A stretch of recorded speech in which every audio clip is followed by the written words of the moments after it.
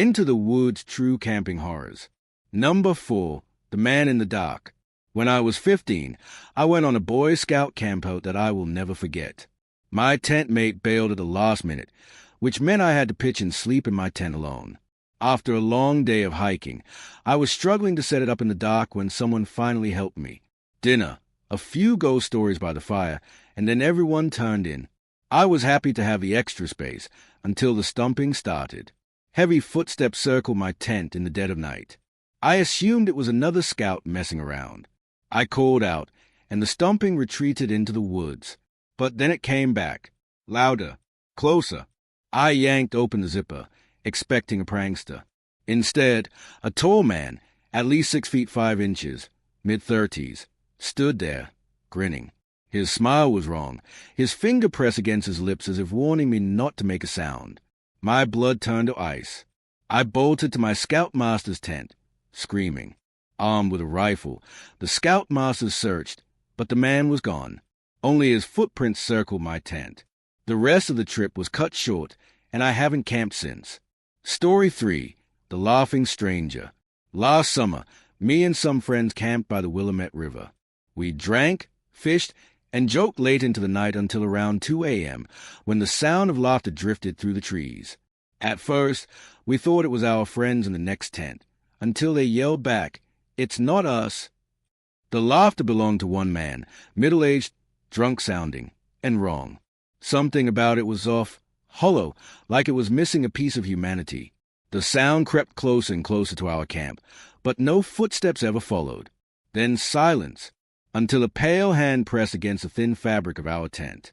The outline of fingers dragged across the nylon wall. That was all it took. We screamed and bolted through the woods, blindly running until we found the car. To this day, we don't know who or what was laughing with us that night. Story 2. The Photos. After college, I spent a week backpacking through the Canadian wilderness, completely alone. The nearest town was hours away. The only other human I saw the entire trip was a distant canoe. I carried a disposable camera and snapped dozens of nature shots. When I got home, I had the film developed. Among the trees, lakes, and skies, 2 photos stood out. Both were of me, asleep in my tent, in my sleeping bag. Someone had been inside my camp, watching me, close enough to hold a camera above my face. I don't camp anymore. I can't. Even now, I sleep with my curtains shut tight, but I never shake the feeling that whoever took those photos is still out there. Story 1. The Watcher on the Hill. My boyfriend and I decided to camp at the gorge, just the 2 of us this time. As we prepped our gear, 2 rough-looking men emerged from the trailhead, eyed us, and drove off in their beat-up van. The sight unsettled me, but I tried to shake it off. Later, a stranger appeared near our camp. He offered to sell us firewood, even though we were surrounded by trees. He said he'd been living in the woods for a month, eating snakes and bugs. But when I asked about the voices I'd heard earlier, his story shifted.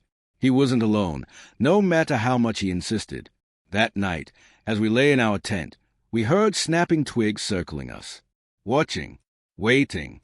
I knew it was him. We packed our things as quietly as possible, but the moment we stood up, his voice cut through the dark. Leaving so soon. We didn't answer. We ran. Behind us, he called out, "Come back." His words chased us faster than our own fear. I called the rangers the next day, but by then he was gone. All he got from us was a tarp. But what he wanted was something far darker.